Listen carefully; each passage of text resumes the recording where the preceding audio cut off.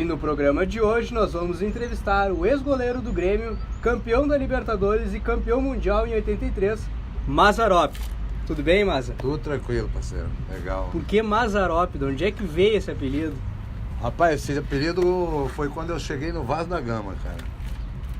Eu sou do interior de Minas e interiorano é tido como caipira, né? E o Mazzaropi à toa naquela época estava em evidência com seus filmes e tudo. E eu cheguei no Vasco da Gama, quando eu entrei, os caras, chegou o Jeco, o Mazzaropi. E aí ficou. Não ficou bravo quando eles te chamaram de Mazzaropi ou foi super tranquilo? Não, eu nunca esquentei cabeça com essas coisas, não. Pelo contrário, eu até gostei, porque deu certo, né? Deu sorte, né? Deu resultado, né, cara? Até uma vez eles queriam trocar o meu nome para não poder ser convocado para a seleção, eu não quis, né? Tem o outro, né? O Lobo, né? Tem o Lobão também, né? Mas onde é que surgiu essa aí do Lobo? Isso aí foi o Brito que colocou, cara. Zagueiro da Copa de 70. Na época, foi quando eu cheguei nas categorias de base do Vasco. O Brito jogava lá. E aí, Lobão? E aí ficou também. Mas eu não esquento. Tinha outro apelido naquela época? Eu sou um jamais de Geraldinho, Dadão, lá na minha cidade. Mas eu nunca fui de esquentar a cabeça com esse negócio. Ah, sim. Tu começou a carreira no Vasco da Gama. Tu te lembra como é que foi a tua primeira partida oficial?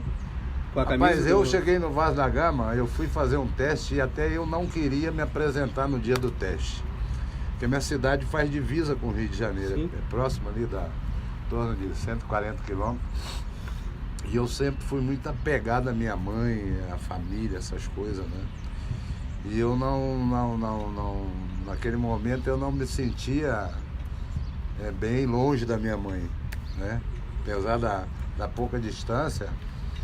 E aí eu não queria ir lá me apresentar. Eu estava no Rio, na casa da minha tia, e aí eu falei pro meu pai, eu não vou lá no Vasco não, vou voltar para casa, porque eu já estou com saudade da minha mãe. Ele, mas é a oportunidade, tu tá de férias na escola. Eu fazia o Senai também, que era a escola profissionalizante para filho de ferroviário, né? Meu pai era ferroviário, eu ia cursar o último ano. E aí ele, mas tu tá de férias, vai lá e tal. E eu, não quero, vou voltar para casa. E aí à noite chegou o meu irmão, o mais velho, e ele e meu pai começaram a botar na minha cabeça e eu resolvi me apresentar. E aí? Cheguei lá, tinha 13 goleiros fazendo teste, né? Aí faltava uma semana para terminar lá o mês, né? Aí eu fui pro treinador e disse para ele que eu agradecia a ele e tudo, mas eu tava voltando para Minas porque eu ia curtir a última semana de férias lá na minha cidade, junto com os amigos e tal. Ele, não, você vai, mas volta. Eu, mas como assim?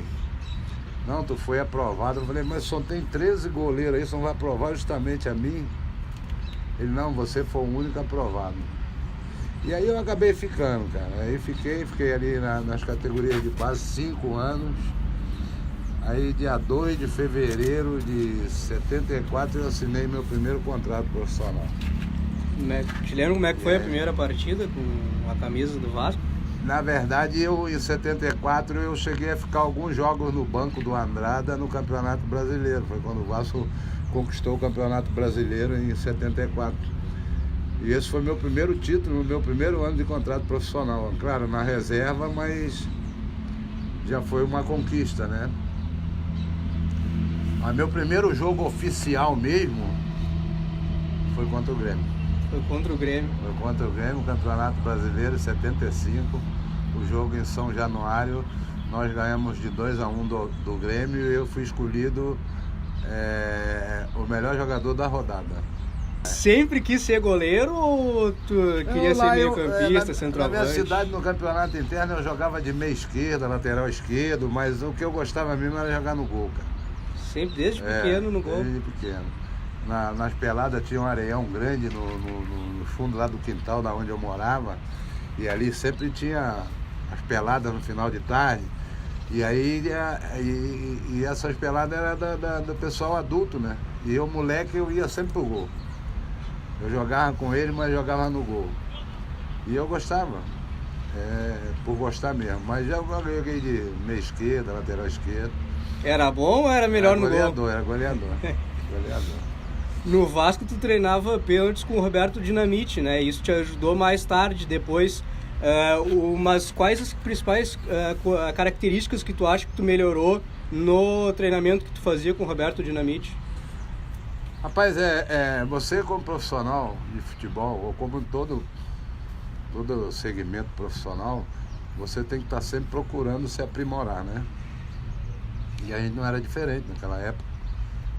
A única diferença é que você não ganhava o que eles ganham hoje, né? Mas nós éramos muito mais profissionais, porque a gente não precisava o treinador mandar. Terminava o treinamento, a gente ia fazer cruzamento, ia fazer chute a gol, cabeceio, né? Ia sempre trabalhar um pouco a mais.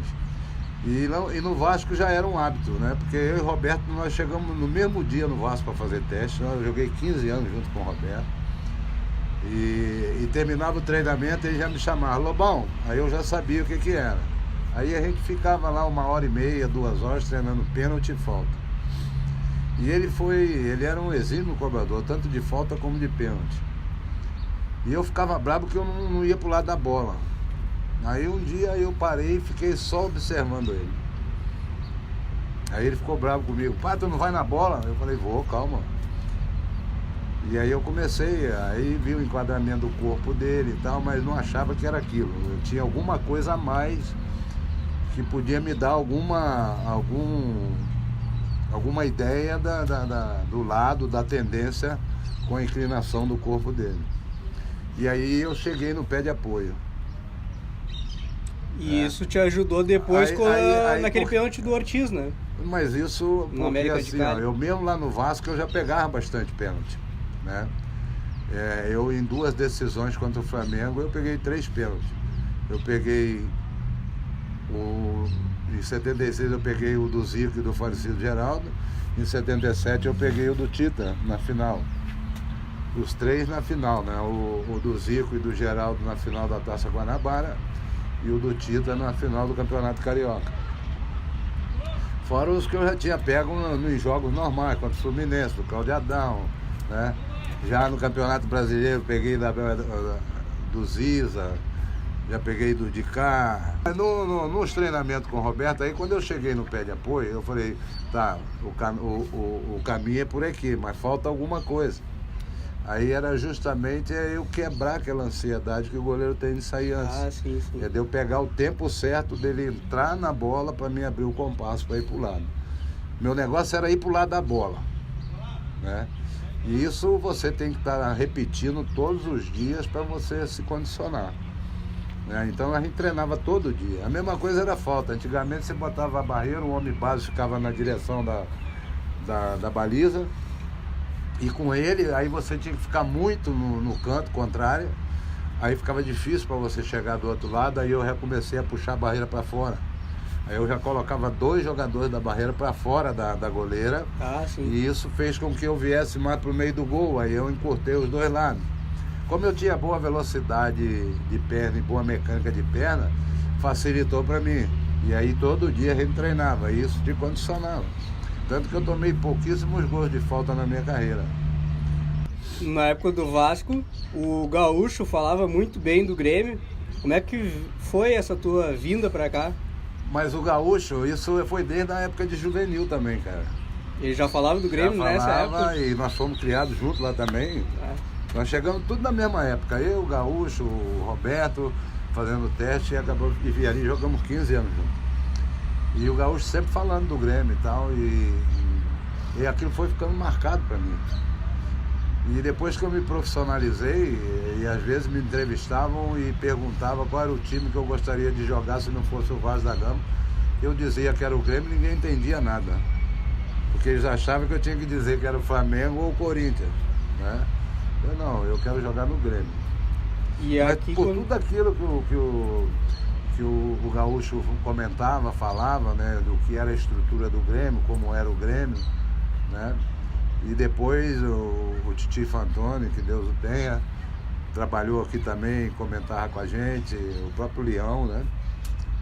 Então tudo isso foi aguçando aquela minha vontade, aquele meu sonho de um dia jogar no Grêmio. E eu sou um cara privilegiado, porque o Grêmio me deu essa honra de poder vestir essa camisa. Que representa essa camisa pra ti, já que tu sonhava essa camisa pra mim representa a minha vida, né, cara? É minha vida. O Grêmio é minha vida.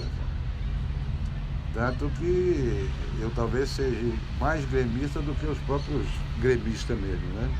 Porque eu vim de fora, aqui eu aprendi, conheci a história do clube, a característica do clube, aprendi com o torcedor o sentido, né? A razão do sentimento, da paixão pelo clube, com os próprios jogadores, né?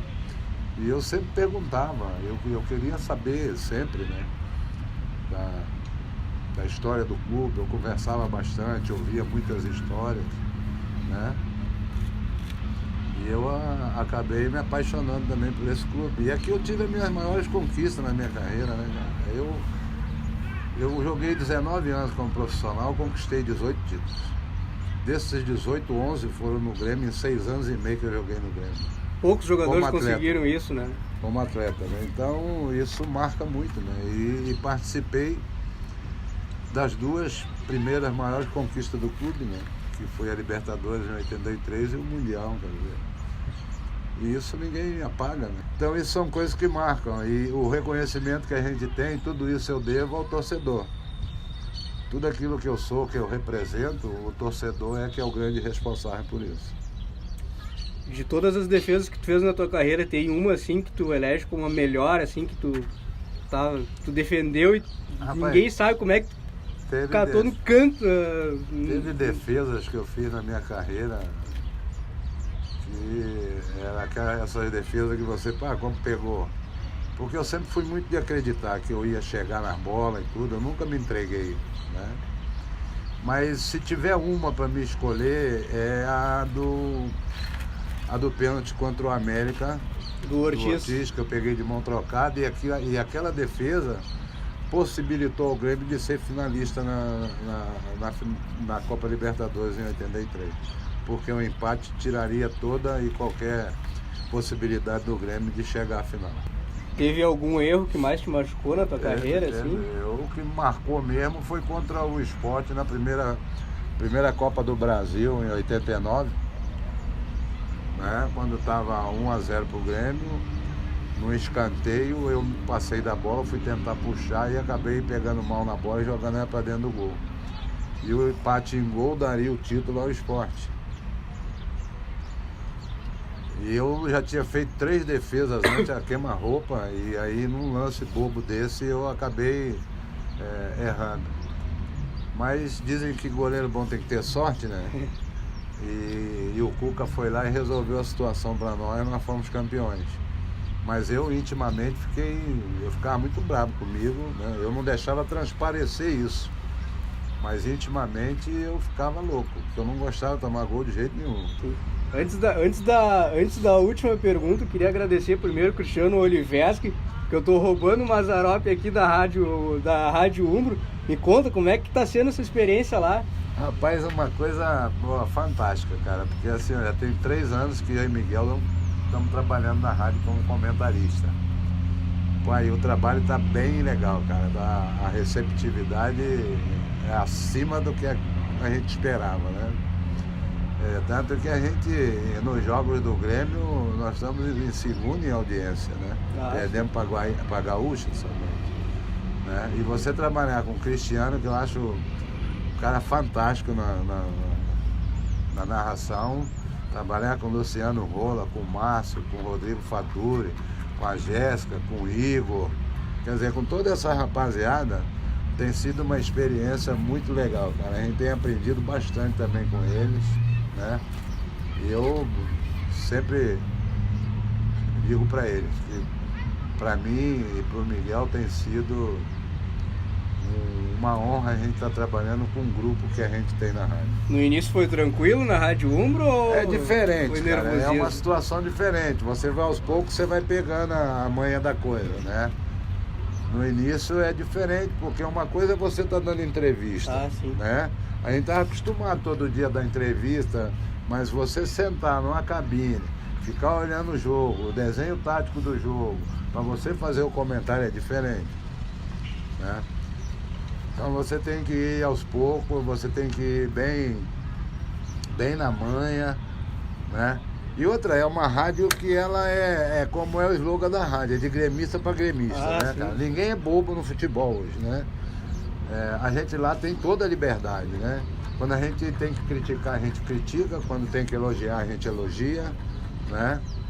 Mas você tem que saber se colocar também, porque você ali está trabalhando com um equipamento que é da instituição, né? Sim. Então você tem que ter todo esse cuidado. Hoje não, hoje a gente já domina mais, nós fizemos o curso, né? Sim. Eu e Miguel, o clube nos colocou no curso, nós fizemos. Então, isso tem sido bastante gratificante. Não teve nenhum jogador, quando tu criticou ele em campo, tu assim, pô, mas dá uma moral lá pra nós. Mas é aquele negócio, cara, se joga bem, jogou bem, a gente elogia. Se jogou mal, não tá bem, mas não vou estar criticando a pessoa. Não, no dia não estava bem, não rendeu, né? Sim. Faz parte, né? Mas não tem, eu também não me preocupo com isso, né? E você também não pode estar querendo tapar o sol com a peneira, né, cara? Sim. Eu não posso falar lá, pedra, se os caras estão vendo o pau, né? Às vezes tu não sente vontade de entrar em campo pra te lembrar dos velhos tempos. A gente às vezes pensa, né? Comenta depois fora do ar e tal. Pô, mas por que os caras não lêem o jogo, né? Tem situações, né? O atleta tem que fazer isso também. Ele tem que fazer a leitura do jogo, né? Para facilitar o trabalho dele, né? E a gente vê às vezes que o cara não faz isso, né? Mas isso faz parte, isso é do jogo mesmo.